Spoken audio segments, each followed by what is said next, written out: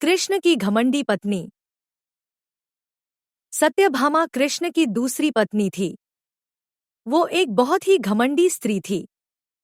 उसका ये मानना था कि वो सबसे सुंदर और सबसे अमीर स्त्री थी क्योंकि उसके पिता एक बहुत ही धनवान व्यक्ति थे। तो सत्यभामा जितने और जो रत्न और आभूषण और संपत्ति चाहती थी वो सब उसके पास थे। स्वाभाविक रूप से घमंड उसकी एक बड़ी समस्या थी। एक बार कृष्ण के जन्मदिवस के अवसर पर सत्यभामा ने सोचा कि वो सबको दिखाएगी कि वो कृष्ण को कितना प्यार करती थी। तो उसने तय किया कि वो कृष्ण के वजन जितना सोना शहर के लोगों में बांटेगी। एक बार कृष्ण के जन्मदिवस के अवसर पर सत्यभामा ने सोचा कि वो सबको दिखाएगी कि वो कृष्ण को कितना प्यार करती थी।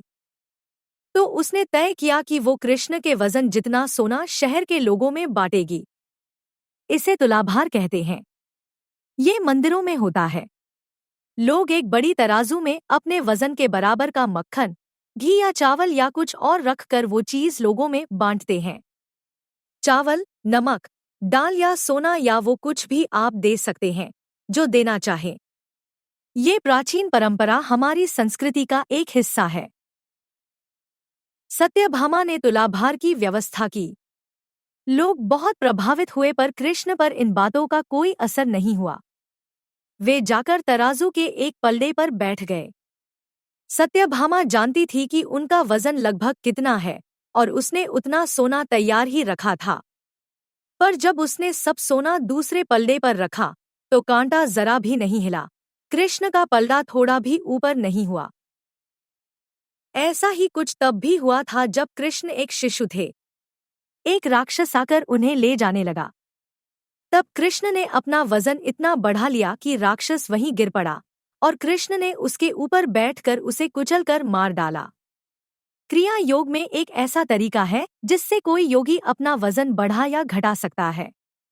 ऐसी बहुत सी कहानियां हैं कि ऐसे योगी भी थे जो पहाड़ की तरह भारी हो जाते थे। तो इस बार भी कृष्ण अपना वजन बढ़ाकर तराजू में बैठ गए। सत्यभामा ने उतना सोना दूसरे पल्ले पर रख दिया था जितना उसके हिसाब से कृष्ण के वजन के बराबर था, पर कुछ हुआ ही नहीं। तब तक शहर के सभी लोग ये घटना देखने के लिए आ गए थे।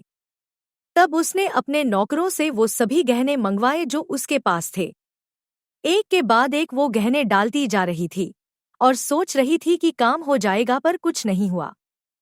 तब उसने वो सब कुछ भी रख दिया जो उसके पास था, पर पल्ला जरा भी नहीं हिला।